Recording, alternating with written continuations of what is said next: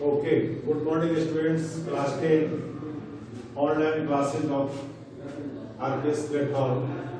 Class 10 का economics का जो टॉपिक्स है उसमें न्यू टॉपिक है वर्ल्ड ट्रेड ऑर्गेनाइजेशन। इसे लेकर मैं आज आपके सामने हाजिर हूँ। वर्ल्ड ट्रेड ऑर्गेनाइजेशन का क्या रोल होता है ग्लोबलाइजेशन में, ये मैं आपको बताने जा रहा हूँ। तो वर्ल्ड ट्रेड ऑर्गेनाइजेशन में liberalisation and the foreign investment दो इम्पोर्टेंट टॉपिक है। और इंडिया में ट्रेड को लिबरलाइज करने में और फॉरेन इन्वेस्टमेंट को लाने में WTO का बहुत इम्पोर्टेंट रोल है। यूं कह सकते हैं WTO ने इंडिया को सपोर्ट किया लिबरलाइज होने में और फॉरेन इन्वेस्टमेंट में। WTO एक पावरफुल ऑर्गेनाइजेशन है, वर्ल्ड वाइड पावरफुल ऑर्गेनाइजेशन है जो दुनिया में इन्वेस्टमेंट और ट्रेड को रेगुलेट करती है। WTO फील करती है, महसूस करती है that the barrier to free trade and investment are harmful. इस जो फ्री ट्रेड है उस पर अगर बैरियर लगाते हैं और इन्वेस्टमेंट में बैरियर लगाते हैं तो किसी भी कंट्री के डेवलपमेंट के लिए हार्मफुल होता है, हानिकारक होता है।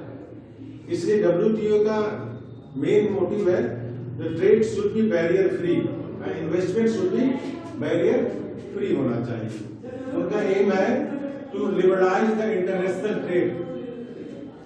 मेन एम होता है कि दुनिया में इंटरनेशनल ट्रेड को लिबरलाइज कर दे, उदार कर दे। ट्रेड फ्री होना चाहिए, फ्री ट्रेड होना चाहिए। इसको स्टार्टेड सबसे पहले वर्ल्ड के डेवलप कंट्रीज ने स्टार्ट किया। वर्ल्ड के डेवलप कंट्रीज इसको स्टार्ट किया और इसके लिए WTO के मेंबरशिप बनाए गए।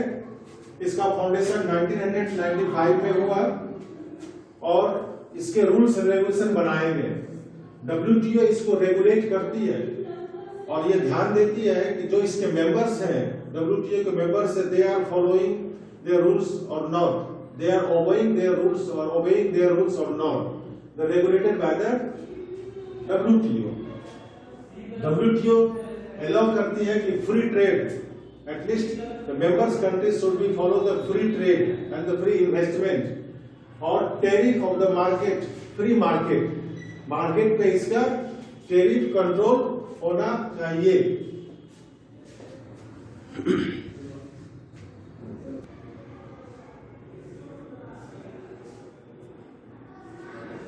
ओके, न्यू टॉपिक आपका है impact of globalisation in India. तो इंडिया भी WTO का मेंबर बना और इसका ग्लोबलाइज होने का क्या इम्पैक्ट पड़ा देश के ऊपर, ये हमें देखना है। फर्स्ट है इसका impact greater competition among the foreign producer and benefited the consumer. जब ग्लोबलाइजेशन होता है तो डिफरेंट कंट्रीज के डिफरेंट प्रोड्यूसर के अंदर एक तरह से कंपटीशन आ जाता है।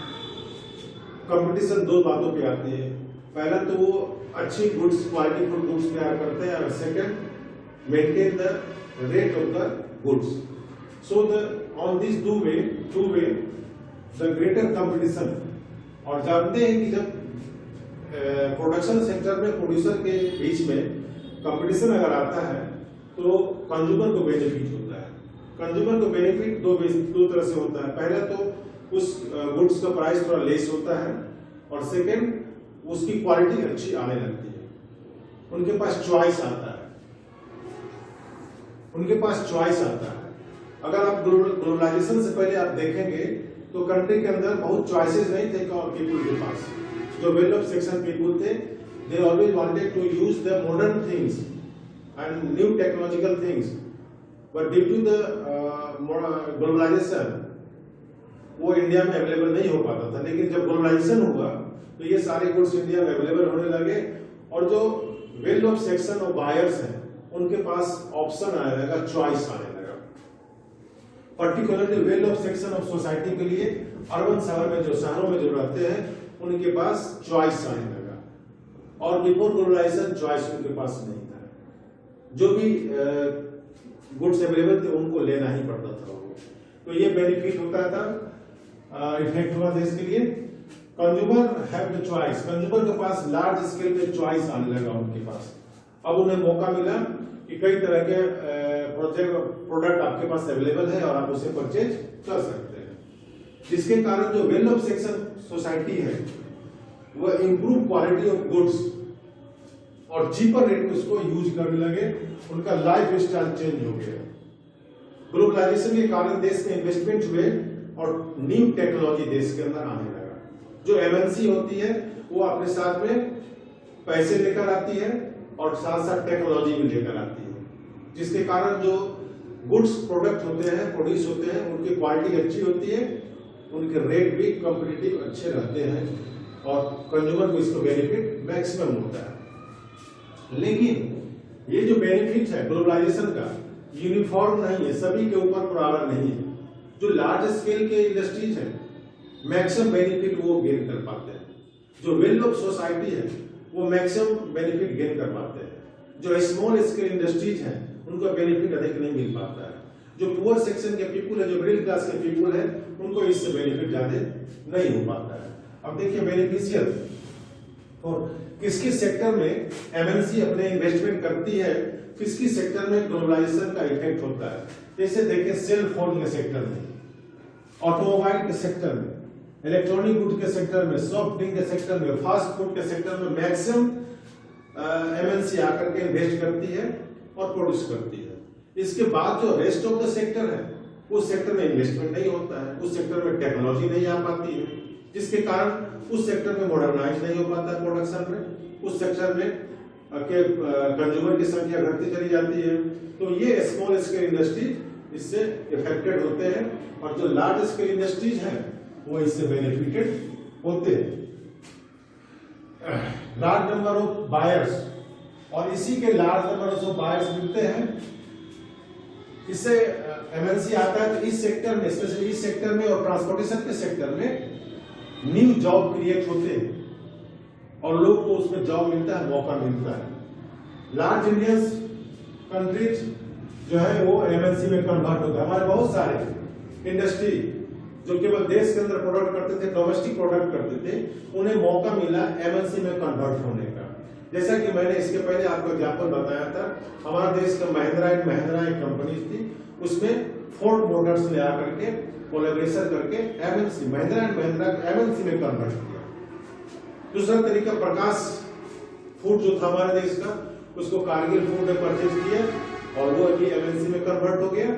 तो इस तरह करके ग्लोबलाइजेशन का इफेक्ट कंट्री में पड़ता है, लेकिन सभी सेक्शन में नहीं पड़ता है। बहुत सारे छोटे छोटे इंडस्ट्रीज हैं उसमें इसका इफेक्ट, गुड इफेक्ट नहीं पड़ता है।